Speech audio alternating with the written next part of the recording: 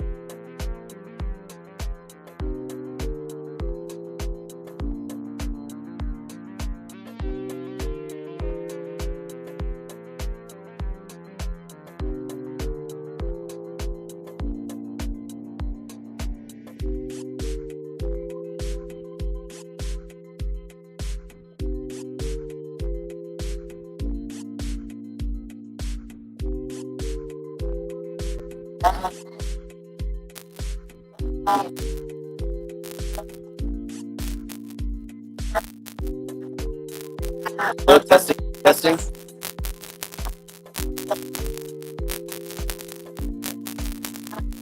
Any better?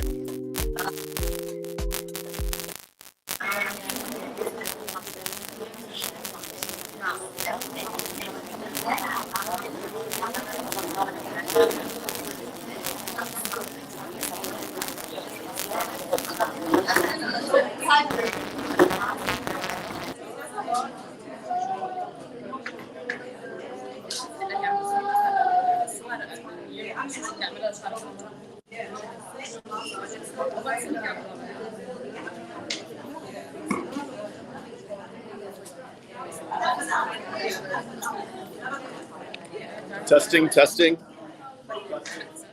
Okay, perfect.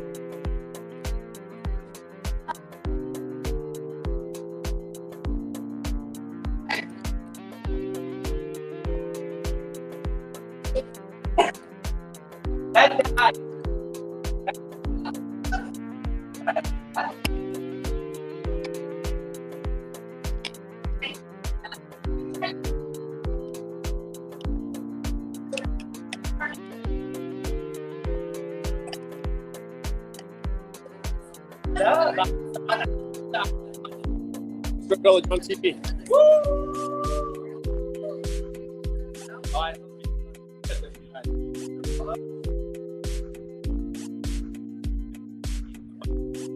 We will be starting here. Even though you're a principal, you can still have a personality.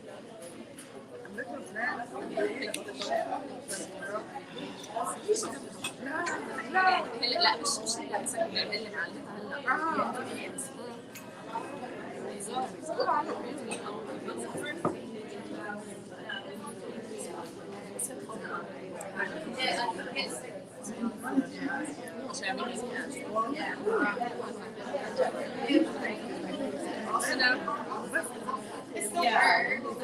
Yes, I said Javon.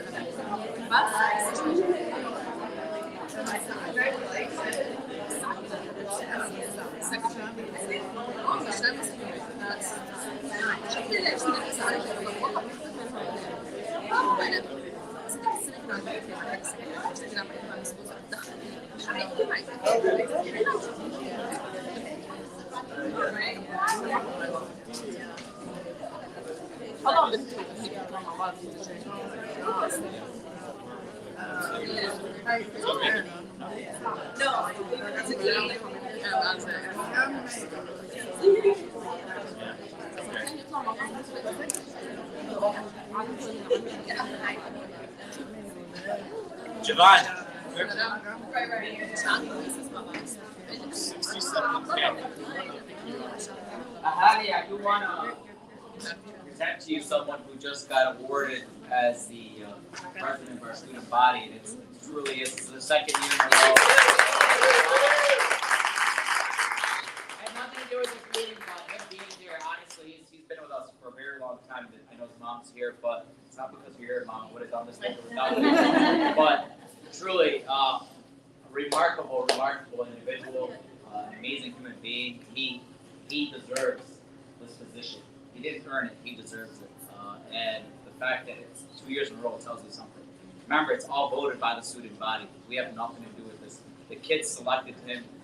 He earned it. I just wanted you guys to see who truly runs our student body. This is young man.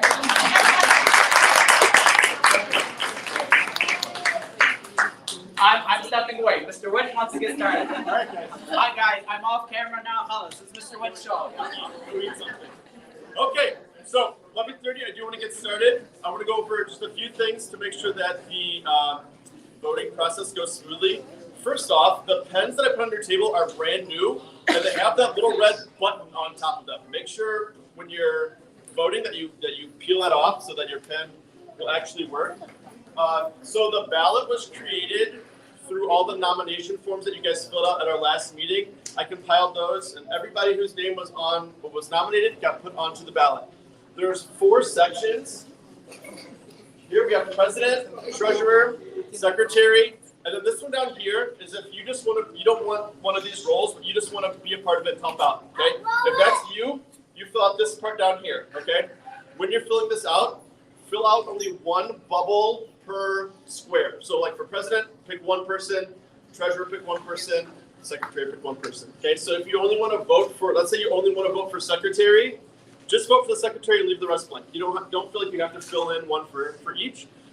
Fill for you, and that's all you need to do. Okay, when you're done, just give it a nice fold into quarters, and we'll come around and we'll slip it in our ballot box. Okay, there should be pens. If not, hopefully we can share. I tried to put out as many as I could for We have that. what we had. So take the next 2-3 minutes, cast your votes, and then we'll be around to what?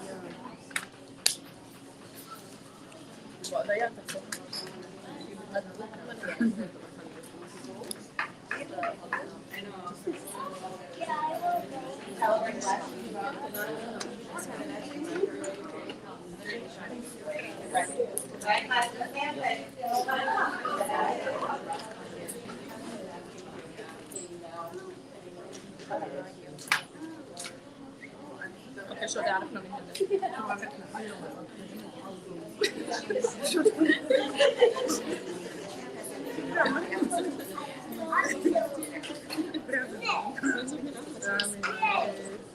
عندكم دقيقة. How would we know مين هن؟ That means you have 1 minute. Thank you for interpreting. Translating for everyone. اوكي خلاص يلا معلش حالك.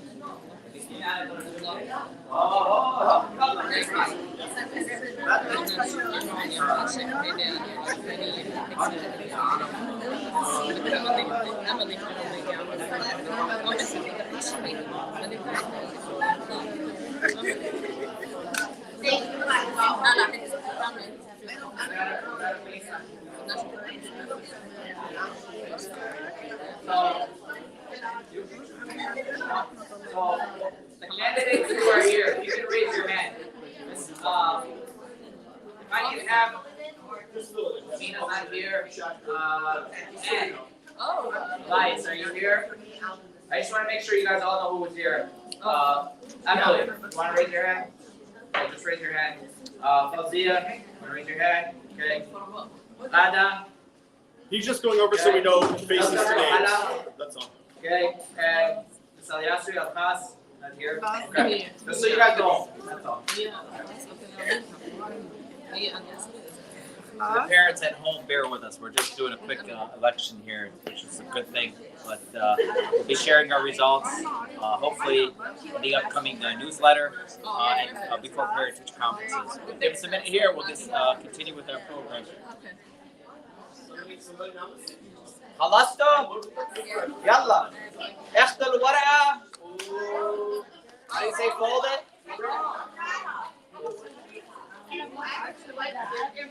It's okay, عادي حط الاسم بدك اياه.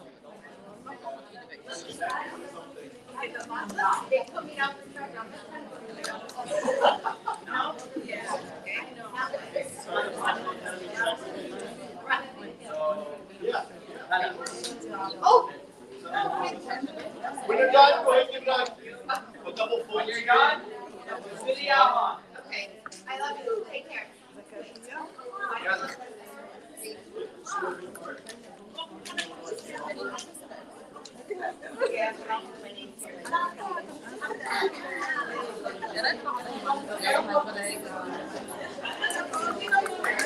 You're gonna put it?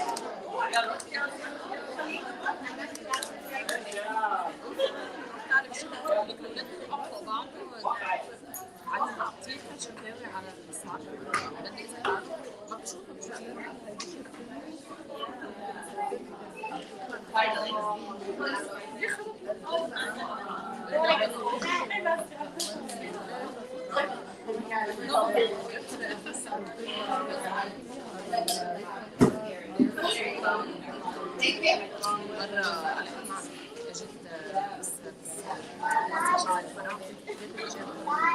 fair? Right here. Bad fair?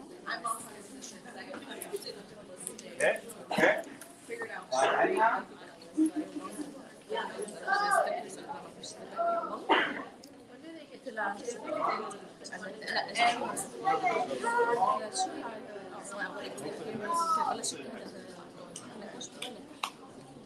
Please wait. عندك الحلقة؟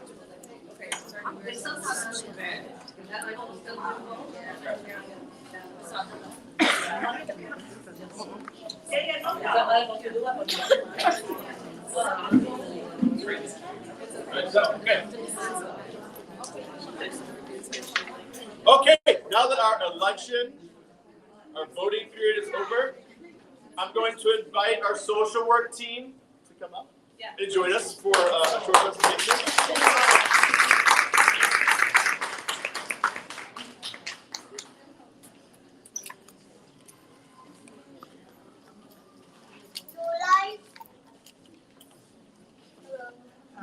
Good morning, everyone. Good morning. Hello. My name is Ms. Asra Fadeh. I'm one of the school social workers here. Today we're going to be presenting about bullying and how parents can help their children. Brianna Amato, 10th grade through 12th grade social worker. Then Haidar, grades 7 through 9 school social worker. My name is Nadine. I'm the behavioral specialist here, and I see grades 3 to 12. Take it away. I don't know. You may have to use the arrows. Alright, so we want to define what bullying is. Bullying is the use of aggression with the intention of hurting another person. It can include physical violence and attacks, verbal taunts, name calling, put downs, threats, and intimidation. Feeling of money and possession can also be exclusion from the peer group. Alright, so we have bullying versus childhood conflicts. Bullying is intentional. The target does not knowingly provoke the bully and may not have made it clear that the behavior is unwanted. The behavior is often repetitive. Bullying is generally a repeated action, but can sometimes be a single incident. There is an imbalance of power, the notion that the powerful have the right to intimidate the powerless. Alright, the act is committed by one or more people against another. Bullying can be done by a single person or by a group. There is a real or perceived imbalance of power. A child without power cannot bully. Power can be defined as intimidation, physical strength, or social status. Okay, so now we're at the myth versus facts. So oftentimes we think that girls don't bully, but the fact is, girls can and do bully, but often in a different way. Girls often use verbal and social bullying. Bullying for girls escalates during the middle school years. Another myth we have here, words will never hurt you, but the fact is, even though words don't leave bruises or broken bones, they can leave a deep emotional scar. Okay, another myth is it was only teasing. Fact is, teasing in which a child is not hurt is not considered bullying. Teasing becomes bullying when the intent of the action is to hurt or harm. Myth, bullying will make kids tougher. Fact is, bullying does not make kids tougher. It often has the opposite effect, lowering a child's sense of self-esteem and self-worth. Bullying creates self-fear and increases anxiety for children. All right. So bullying, another myth. Oh, that's my last one. Is it yours? Go for it. Okay. Good. Bullying is a normal part of childhood. Fact, bullying may be a common experience, but this type of aggression toward others should not be tolerated. The lesson that I have here is children and youth who are bullied will almost always tell an adult. Fact is, most studies find that only about 25 to 50% of bullied children report to an adult. They may fear retaliation or that adults won't take their actions seriously, which we often see in school today. Yeah.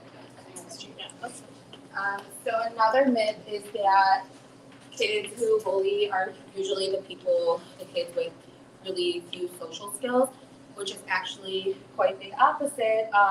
Most of the time it's students who have a lot of confidence, have a lot of friends because they support them, they back them up, and sometimes they tend to instigate, the bully behavior as well.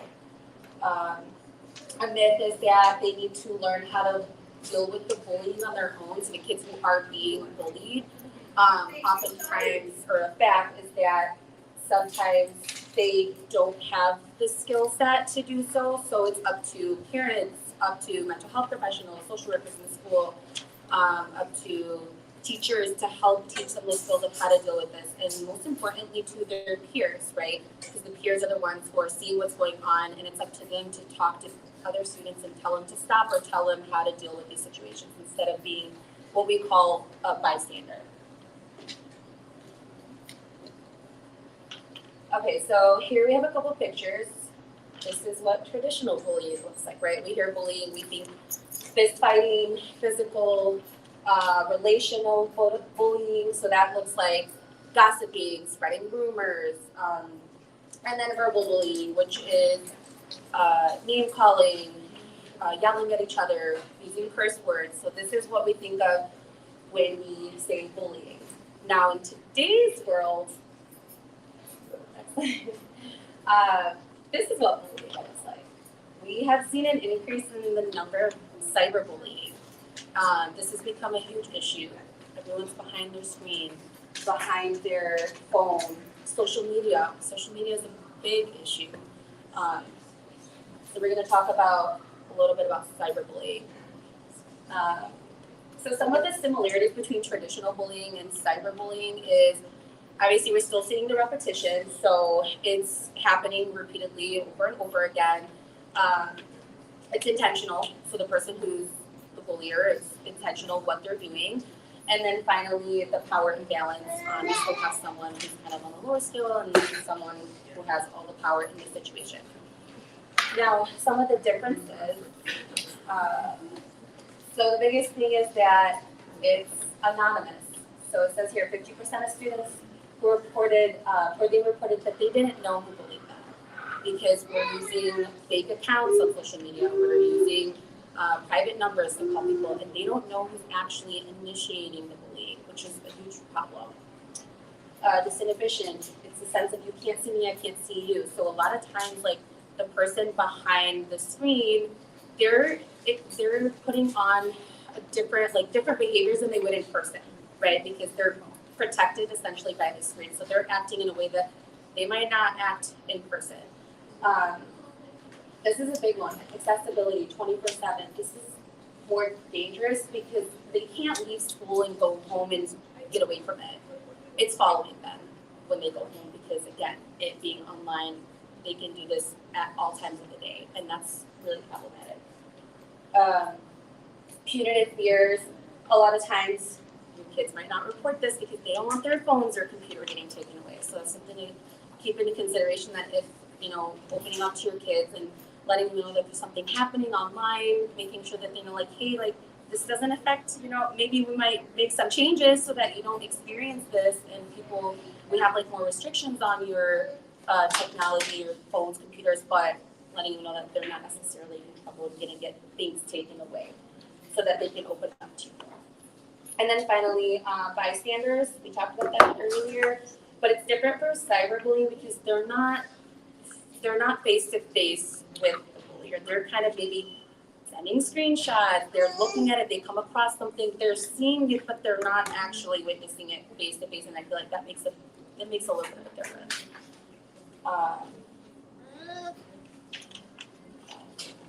And who bullies target? Some of the 4 common traits. Students who act vulnerable. So when you're bullied, you're obviously becoming frightened, cry, you don't have an appropriate response, and this becomes an invitation to even more bullying. So that sense of like when you look weak, you become an even bigger target because they know that what they're doing is working. Having few or no friends, so when you're socially isolated, there's no one there to kind of stand up for you, essentially. There's no one to help make this stop, so again, making you an easy target. You're not assertive, so people who, again, are not assertive seem weak or easily dominated.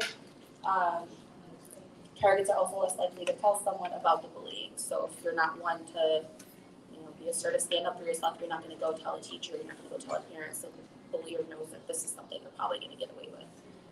Finally, having low self-esteem and lack of self-confidence. So this is really hard because this is when the student feels like they deserve what's being said to them or what's being done to them. And it's hard to help them build that confidence if you don't know what's going on. Okay. So kind of just to echo off what Ms. Hyder said, so the big thing, I know Mr. Martin can kind of speak to this at a high school level, is Snapchat. Snapchat is like the #1 social media app that is used for bullying at high school level. I will tell you, like, a lot of my students have been victims of like Snapchat destruction. Like, they will just like take pictures and spam other people in the school with like pictures of them. It gets like really like insane, or screenshots of conversations they had. So Snapchat is just one social media app that could definitely be restricted by you guys if I was to give any feedback on social media apps. Snapchat's the big one. It's not even Instagram, it's Snapchat. Okay, so some warning signs that your kiddo or your student might be getting bullied. So a fear of going to school, that's a huge one. Suddenly they just don't want to come to school, like dropping in grades or academics. If your student was always a high achiever, always getting A's and B's, and suddenly they're getting C's and D's, that might be like, oh, I need to check in with my kid. Complaints of headaches and stomach aches. If your kid's going to the nurse often and Miss Valentina's calling home and your kid's been in her office like 4 days this week with a stomach ache, again, might need to like dig deeper and see what's going on. Withdrawing or losing interest in activities with friends. They no longer want to do the sport they love. They no longer want to hang out with their friends. Again, you'd also just notice mood changes such as feeling sad, depressed, anxious, withdrawn. It's common for, especially high school students to want more alone time and always spending, more time in their room. But if they're always in their room, check in, right? And unexplained injuries. So, this constitutes for like physical bullying, but maybe they're coming home with like unexplained bruises, or like they got really injured one day, like kicked in the shin. I don't know, but that one's not really common. It's more the social emotional aspect I would look for. Changes in mood and the frequent stomach aches and not wanting to come to school. Again, some other things, damaged items. Maybe they lost their iPad, I should say.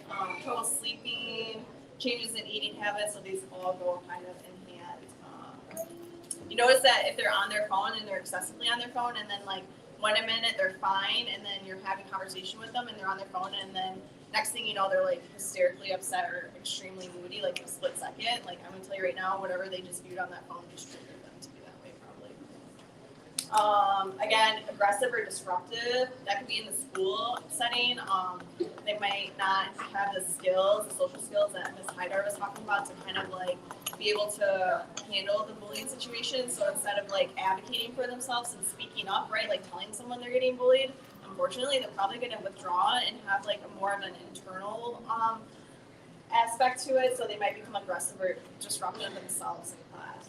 And then, unfortunately, they can become the bully. It's like a cycle. And now they're bullying other people because they never felt in power or in charge, and they see how these bullies have power and are in charge, and they just become that. So parents, what can you do to help? So this is like always should be ongoing, but obviously have and maintain open communication with your child. What does this look like? You can have conversation starters if you're just curious to see if your kid's being bullied. Like, you notice all the signs, right? And you're like, oh, where do I go from here? So like, you just keep it general, like, hey, like I've been seeing on the news that, bullying's been increasing. Like, is this something you've noticed at school? Or, have you ever like encountered any drama on Snapchat? That would be a good one to ask your kid. Like, oh, have you ever, someone that's like been dealing with drama on Snapchat? Like, just very general, right? You're not saying you as in like my child, but like, hey, do you know a friend that may be struggling with this? Again, do you know any kids picked on school? And then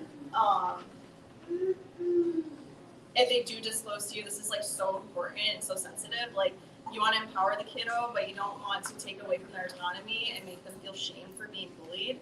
So like, how can I help you make a stop without embarrassing you, right? Meeting your kid where they're at. They just shared something so sensitive. Like, I'm 11th grader, I'm getting bullied. That's probably not something nice to say, right? That's really shameful. So if they do disclose to you, like meet your kid where they're at and like work with them on a plan that feels safe to them to help handle or combat the bullying at school, right? Coming into the school all fired up, trying to talk to Mr. Abdullah about your kid getting bullied. Hey, I get it. I probably would be the same way. But again, if they're at a high school level, it's probably gonna be really embarrassing for them. So, of course, I encourage you to, to meet with us as the social workers, Mr. Went, Mr. Abdullah, if you have a concern in regards to this, but handle it in a nature where your kid feels seen and supported. Those are the two things, right? Feeling seen and supported through this. Also, again, teenagers, typical, not always talking, so you need to observe and listen, right? You're the eyes and ears at home. We're the eyes and ears here at school, but you guys at home. So you can, offer to drive your child to their friends' houses or even to school events. Observe their interactions with friends. You guys get involved, volunteer at school. Look at the climate at school, the environment at school, right? Attend school events, chaperone field trips, pay attention to changes. This is you kind of taking control of what you can control as parents and kind of get a little bit more of background information of what may be going on. What else can you do to help? I kind of already touched on this, but empathize with your child, help them understand bullying is wrong and it's not their fault. Document bullying incidents. You probably would just want to, inform the school immediately if your student, discloses bullying is going on, so we can kind of investigate and follow up and see what's going on. You could even show them inappropriate emails or Facebook posts or communications, like someone talking aggressively to someone, and they just be like, hey, this conversation is not appropriate. I'm curious from your perspective, why do you think I don't think this is okay? And see how your kid responds. Maybe they don't understand, if someone's using aggressive language with them, that they shouldn't be experiencing that. Again, and then if you find out they are being bullied, encourage them to pursue interest in activities to build more positive friendships. So get them involved in activities that aren't linked to the school. It's basically creating a new network called cultivating new friendships with students that they normally would probably not connect with at school, right? So a lot of kids play club soccer. So it's a bunch of kids from different schools being arranged into one versus just being the Stars soccer team, right?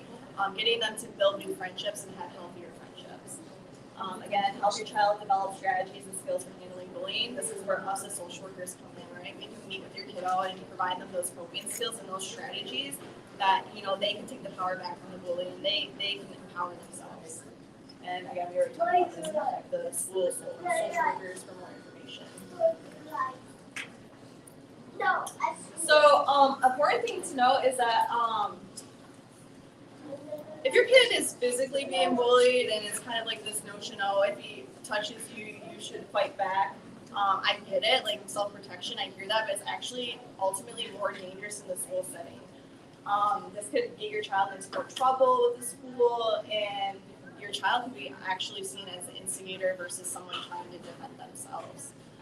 So just some food for thought. I know it gets tricky with that one, because of course we don't want people to be helpless in a situation, but if your kid is provided and knows the tools to go about it, they should not be.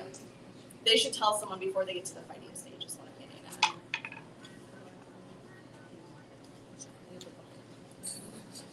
All right, so we're gonna start discussing cyberbullying. If you are bullied online, we're going to be following 3 steps. First, we stop.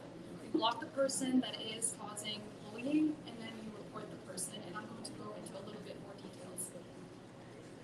Okay, so cyberbullying violates terms of service agreement, which is a set of rules and policy that everyone has to follow in order to continue to use the website. And so sites that are in violation of this, meaning if they are allowing cyberbullying to occur, then those should be reported. Facebook and Instagram are two platforms that actually will take down sites that violate the minimum age requirement, which is 13 years old. Cyberbullying should also be reported to the bully's internet service provider if this is known to you. I know that sometimes this might not be known to you. But cyberbullying is also a violation of the internet service provider's policies in terms of service agreement, and so the bully's account or the parent's account can actually be taken down if a report is made. So, could my child be the bully? Which is definitely a difficult question, but there are some behaviors that you can look out for that might indicate as such. One of them is having difficulty fitting in with their peers, so they might not have many friendships. They might also be bullied themselves. They might have experienced a recent traumatic event or a stressful event. In this case, we have examples of divorce or death of a loved one, and usually, well, not usually, but sometimes the responses to such stressful or traumatic events is aggression or irritability. And lastly, you could also pay attention to any bullying behaviors that you might witness outside the school setting. So this could be at home and without friends. This might indicate that this person also engages in these behaviors at school. Okay. And so what if your child is bullied? What could you do? First, do not ignore the situation. You could make use of this and go talk or reach out to your child's teachers or counselors and see if they have also witnessed any of these behaviors. You could also ask your child as well, but we recommend not to be accusatory, so don't accuse them. You can be direct, but also be willing to hear them out, hear what they have to say. You could ask your child to tell you about what they wish their day looked like, and oftentimes they will give you hints about what they might be lacking at school. So if they tell you, I wish I could talk to more people, that might mean that they might not be interacting with many friends. You know, they might not have those meaningful relationships. They might tell you that they're struggling academically, and so this could also say that they're not focusing in class, their mind is elsewhere. And lastly, you could also decide whether or not you can work on this with your child yourself, or if you would like to seek external services, so counseling, therapy, etc. So children who bully are more likely to get into frequent fights, and as a result of those fights, they might appear with more injuries, obviously. They might vandalize or steal property. They might use and misuse substances such as alcohol or nicotine. They might be truant from school, so this means that they might skip classes, leave school. Even if they attended, they might just walk out in the middle. They might also be more likely to drop out of school and carry weapons. How else can you help? You can definitely take a more direct role and help them build their confidence as well as their self-esteem. So don't call out your child's faults. Be willing to hear them out. Compliment them specifically and with sincerity. We also encourage using positive reinforcement. So every time they do something good and positive, to reward them, because that means they will be more likely to engage in those positive and good behaviors in the future. Encourage them to engage in extracurricular activities in and outside of school. That way they'll be able to develop meaningful friendships with their peers and make friends. And lastly, help them fit in. We recommend, focusing on communication skills, how to better interact with people, not just, people their age, their teachers. This would help them relate more. So, any questions?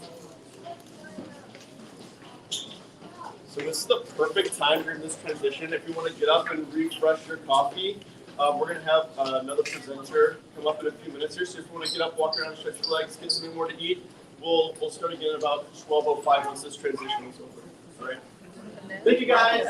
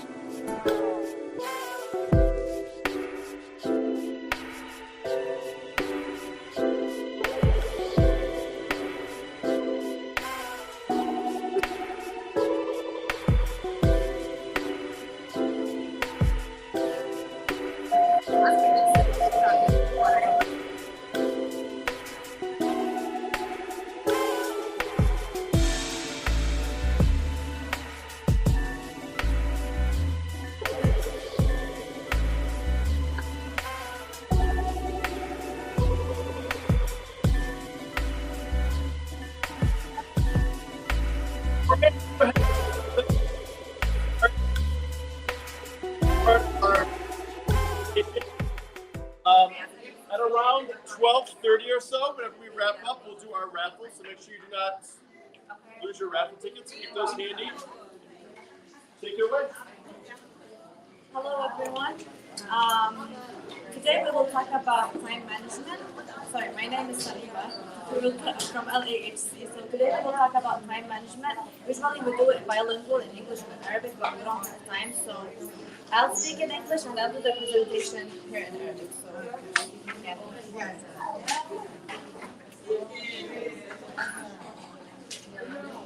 So I will not take a lot of time, it's not 12:30, but I will give you some tips about time management. For you as a parent, I want to tell you, like, you as a parent, you are the first role model to your kid at home. So when he sees you, you know how to do the time management. You can teach him or he can learn from you because the first person he learns from you is his mom sometimes, most of the time, because he lives with her all the time. So the first step is you have to be there, like, teach them to have value for their time. Because we know all of they're spending their time on social media most of the time. So they can spend their time, for example, helping you at home, doing their bedroom, cleaning with you outside. Even we can say, like, in summer you have more opportunities more than in winter, because in winter you will spend all the time at home. So second thing is you have to plan your week. So as a mom, usually during the week we are so frustrated what we have to cook, what we have to do for the kids during all this week. So if you do like a meal prep, you plan your week, it will be like less stressful for you, and then you will be more prepared for all this week. To make it more sufficient or more effective, you can plan your week like we say it visually or handily, so you can bring like a board or something you can write for all this week what you have to do. So it will be more helpful for you. And if you get more surprises during the week, you will know how to deal with this surprise because you already planned for this week. You know what you have. The second thing is to delegate tasks. So ask your kids to help you at home. If you're you're cleaning the kitchen, ask them to clean their bedroom. Give them specific time. Like I need your bedroom to be cleaned in 10 minutes. So that you give them a specific time and you give them that you have to finish your bedroom today in 10 minutes, because they will put in their mind, give them like a specific time. So they will try to help you at it.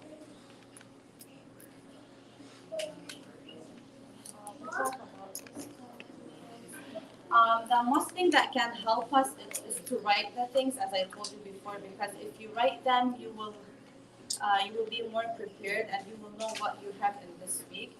Because sometimes we forget a lot of things, even because we have doctor appointments, we have parent meeting, we have laundry to do, we have shopping, we have family visits, gathering, all of these things. We know that it's all about moms. So sometimes dads help, but all these things are about on mom's hand. So. The second thing is the ninth thing about maintaining time. If you have a screen policy, as they told you, there's something that you can track your kids, even if they're using TikTok, Instagram, Snapchat, YouTube. You can give them like 10 minutes, and then the phone will shut down suddenly when you put like the tracking to your kids during using the social media. This also helps. You can make screen policy so they know that they have these 10 minutes or half an hour or 1 hour on social media. After that, there's something else they have to do. Use a well-do system, not to-do list. So if you have a lot of lists you have to do, make sure that you put the most important list that should be done. Because if you have a lot of things, you will be stressed, and some of the times you don't do any of these lists because they are a lot. So if you plan it or you do the most important thing you have to do, it will be more helpful for you.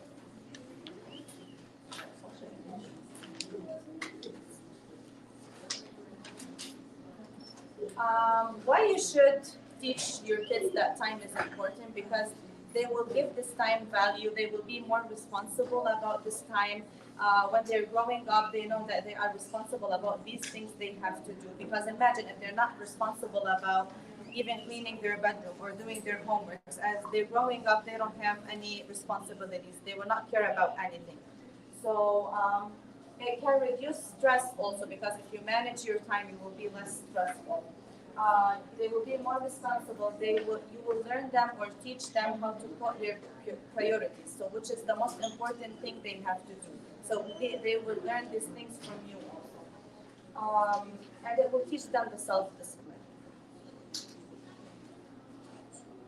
How can you help them for setting a schedule, helping your children what they have to do during their day? So that if you have this schedule, you can sit with your kid. You can do the schedule as a drawing or as a plan. So you can ask them what you want to do at the weekend, for example.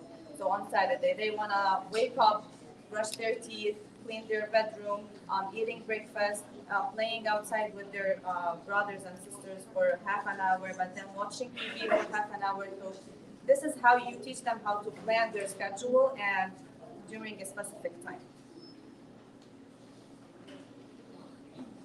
So this is one of the examples you can do with your kids.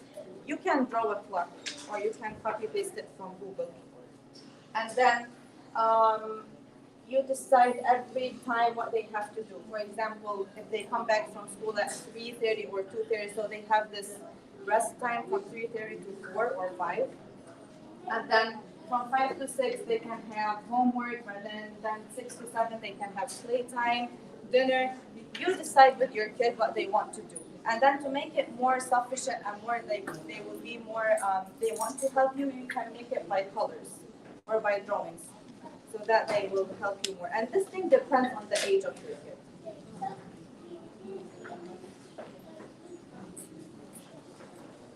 And there's this jar game. You can do it at home also with your kid. You can bring a jar, and you can bring large stones, small stones, and sand. So the big rocks, the big rocks, they represent the most important things. The most important things like what? Like health, family, like the things that you can't get rid of, okay? And then the small rocks, they are the less important things. Less important things like doing their homework, eating dinner, breakfast. But then the sand, they represent they might be not the important things like watching TV, playing video games. For our kids, watching TV and playing video games is the most important thing. But we want to teach them that the most important thing is like our health, your mom, your dad, your sisters, your brothers. So things if you get rid of, you will feel sad. So if you want to learn them how to do this time management, for you as a parent, which rocks do you put at the beginning? The small rocks or the big rocks or the sand? Which one do you put first? The big rocks. The big rocks. And then you put what? Medium. The small rocks, which represent the less important thing, and then you will put the sand. Great. So if you put the sand, so this is the one that represents that you will still have time for the small important things and the less important things if you know how to put the most important things first. While if they put the sand, which represent for them the video games, the social media, the TV, watching TV, and then the less important things, then there will not be any more place for the most important thing, which is the health or the family or the parents.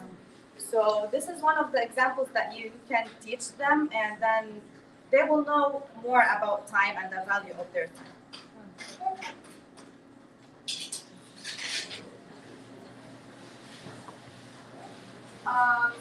This is another thing about time management. It's about money management, but about money management is another topic. It's a big topic, so we'll not go through it because we don't have a lot of time.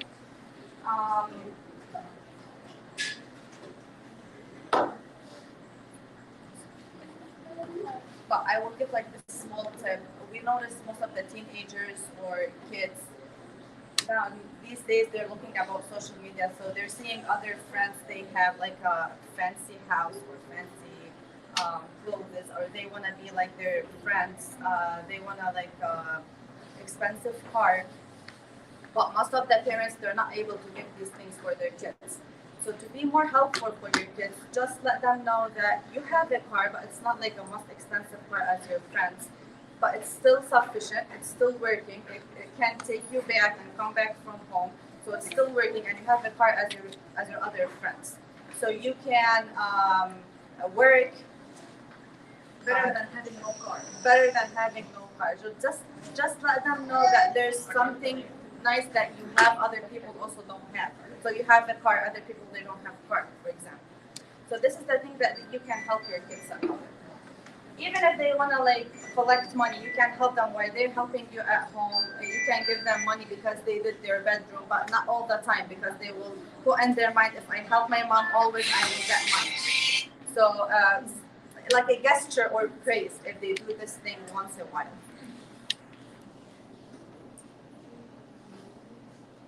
And I finished. I didn't take a lot of your time. We have these resources if you want to connect with us on Facebook or social media or Instagram. And if you have any questions, and thank you so much. Thank you. Can you hold this right here for a second? Yeah. So just to recap, especially with the social work she was saying, a lot of times us as adults we will say like, oh, it was harder when we were growing up. You don't know what it was like when we were growing up. I'm telling you right now, this is the hardest time ever to be an adolescent growing up. Okay, I know we walked to school uphill both ways in 20 feet of snow. I get all that. But when I was bullied in school, I left school and it was done. It went away, right? I could have a break. Now when students are bullied, it goes from school, and then when they get home, it continues. It doesn't stop, okay? Please monitor what is going on with your kids and these phones, these group chats, the things that are being spread and things that are being said about people in these group chats is like, it's devastating to kids. I mean, when I did something stupid as a kid, it got forgotten the next day. Now you're reminded every single day of the mistake you made or this thing that you said, and oh, I took this embarrassing picture. Now the whole school has it, and I see it a lot in high school. These kids and in middle school, and when I was in elementary, I saw it there too. Nobody is immune to it. Please, please, please be very aware of what's going on with your kids, with their cell phones, social media, group chats, all that kind of stuff. Now, for the part you've all been waiting for, yeah, get out your raffle tickets. It's raffle time. Go ahead, Ms. Knepper. So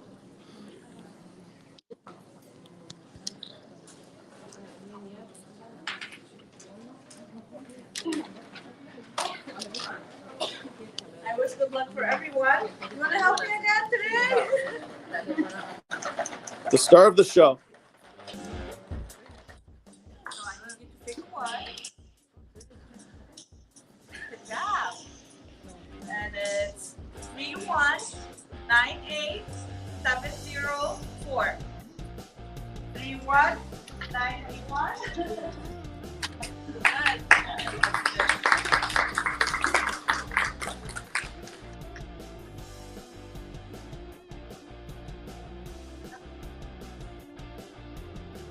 Congratulations. Good luck. Okay.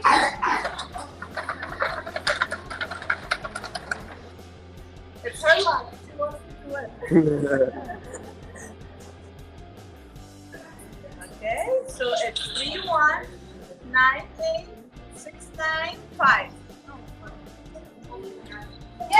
Hooray!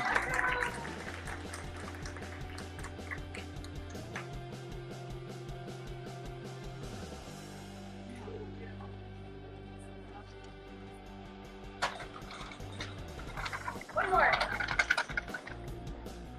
Pick mama. Pick mama. Try your best. Try your best. It's 3198683.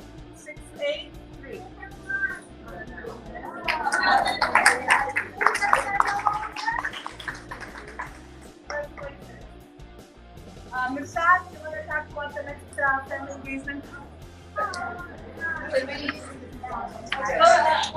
Congratulations to the winner. Same number. Huh? Yeah.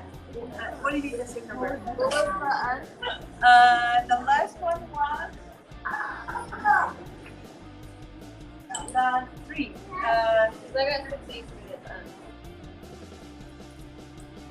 Because like each one of them has. Let me see that. I'm sorry. Okay, while we're checking on the tickets, our next PD is going to be on January 26th. We don't have it in December. We're going to see you after the winter break in January. It's going to be about engage and raise awareness about e-cigarettes. Okay, that's going to be our next meeting. 26th. January 26th is going to be about raise and engage and raise awareness about e-cigarettes. E-cigarettes. Vaping. E-cigarettes, Yeah. sorry. Yeah. E-cigarettes, yeah. So we have all the Mr. Abdullah has all of your votes. So if he's not counting them quick enough, you can yell at him. Okay. So we're hoping in the next week we'll have everything tallied up and the results will be in and we'll share them with you guys. So thank you for coming so much. Thank you so much for coming. We appreciate it. Oh. They leave at 12:50. Thank you so much. Good to see you all. Thank you, everybody.